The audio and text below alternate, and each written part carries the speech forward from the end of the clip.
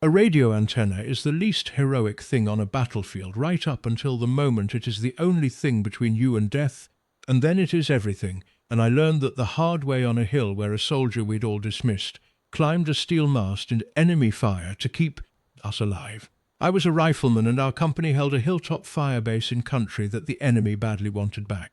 Attached to us was a communications specialist, the soldier responsible for the radios and the relay that linked us to the outside world, to the artillery that could shield us, the aircraft that could save us, the headquarters that could send help.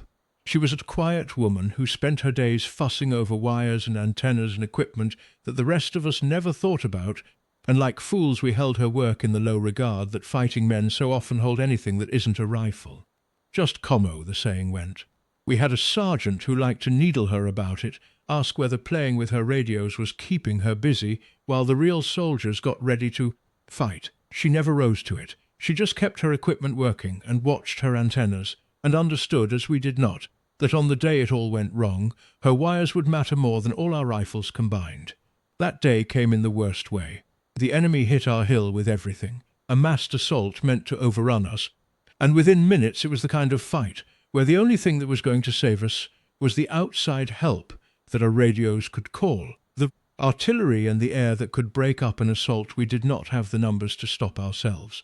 We needed that help, and we needed it fast, and our commander got on the radio to call for it, and the radio was dead. A round, or the shock of a blast, had done what battle does. Our main antenna, the mast that carried our voice to the outside world, had been hit and brought down, and without it we were deaf and mute, cut off, a company being overrun on a hill with no way to call the help that was the only thing that could save us. I saw the realization go through our command element like a cold wave. We could not reach the artillery. We could not reach the aircraft. We were alone, and we were going to die alone, because our voice to the world lay broken, and the commo soldier we'd dismissed grabbed her gear and went up the mast. The antenna mast stood at the highest, most exposed point on that hilltop, a steel tower that was, in the middle of that assault, the single most dangerous place a human being could possibly be, silhouetted against the sky, in full view of every enemy gun, the obvious target. To climb it was very nearly suicide, and she knew it, and she did it anyway, because she understood with total clarity that if she did not, every one of us was dead, and that the only chance any of us had was for someone to go up that tower under fire and put our voice back together. She climbed into the storm. I watched her go up that mast, with rounds cracking around her, climbing steadily, methodically, toward the broken antenna at the top, and I could not believe what I was seeing, and I could not look away. She reached the damage, and she went to work, up there in the open with the whole battle trying to kill her, her hands sure on the wires and connectors, doing the precise technical work of restoring a shattered communications link, while the most exposed position on the hill tried to end her. She did not rush it into a botch that would fail. She did it right, fast and right, under fire, because a radio fixed wrong was the same as a radio still broken, and she was not going to climb that tower for nothing. There was a moment partway up when she stopped. A burst of fire walked across the tower below her, sparks flying off the steel, and the whole company seemed to hold its breath, certain she'd been hit or would freeze or come down. She did none of those things. She flattened herself against the mast, let the burst pass, and then, I will never forget this, she kept climbing, unhurried, as if the gunfire were weather she was waiting out rather than death reaching for. Her.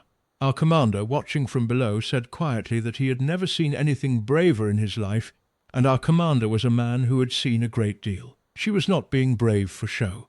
She simply understood the arithmetic better than her own fear. If she came down, we all died, so coming down was not an option, so the only thing left to do was climb. And she climbed. She got our voice back. High on that mast, under fire, she brought the antenna back to life, and the moment she did, our commander's call for help tore out across the airwaves to the artillery and the aircraft that had been waiting, blind, to hear from us. And the help came. Minutes after she restored that link, the shells began to fall on the massing enemy, and the aircraft came screaming in, and the assault that had been seconds from overrunning us was broken apart by the firepower her radio had finally been able to summon. The hill held. We held, because one soldier had climbed a steel tower into enemy fire and given us back our voice. She came down off that mast somehow still alive, and the rest of that day she kept our communications working through the rest of the fight, The link she'd nearly died to restore, carrying call after call that kept the help flowing until the enemy finally broke and pulled back. When it was over and the hill was still ours, the company looked at the quiet commo soldier with new eyes, because every one of us understood now exactly what her wires were worth and exactly what she had done to keep them working. The sergeant who had needled her went to find her, and he could barely get the words out, and what he managed was that he'd been a fool, that he'd called her work playing, while she was the one thing standing between the whole company and annihilation, and that he was sorry. She accepted it quietly and went back to checking her equipment, because the radio still had to work, and that was her job, and she did it whether anyone respected it or not. I learned after what I should have understood before, that she was a master of her trade, that the quiet competence I'd mistaken for fussing was a deep expertise that most of us couldn't have matched, and that she had known all along the thing the rest of us only learned that day, that a battle can turn on a single wire, and that the soldier who keeps the wire working is as vital as any rifleman on the line. She had let us dismiss her because arguing was a waste of breath. The broken antenna settled it. The work always does. I asked her later, when the hill was quiet again, how she had made herself go up that mast, knowing what it meant to be the highest thing on the hill in the middle of an assault. She thought about it in her careful way and told me that she hadn't thought about being a target at all, that the moment the antenna went down, the only thing in her head was the sequence of things she'd need to do to fix it, and that there wasn't room in her mind for both the fear and the work, so she'd chosen the work. The radio doesn't care that they're shooting, she said. It just needs the connection made. So I made the connection.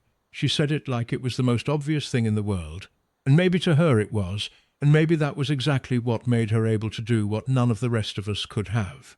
I have thought about that hill for the rest of my life. We had decided that the only real soldiers were the ones with rifles, and we were wrong, and we'd have died for being wrong if not for a commo specialist who climbed a steel mast into the muzzles of an entire assault to put our voice back together. I tell young soldiers about her, especially the ones who look down on the support trades, the people who fix the radios and the engines and the things that aren't guns. I tell them about the hill and the dead antenna and the soldier who climbed the tower under fire, and I tell them the things she taught me without ever once raising her voice. That a battle is won by everyone who makes it possible to fight, not just the ones holding rifles, and that the quiet specialist you've decided isn't a real soldier, maybe the one who climbs into the fire to save your life when every gun you own has run out of answers. She saved us all from the top of that mast. I never called anyone just commo again, and I never will.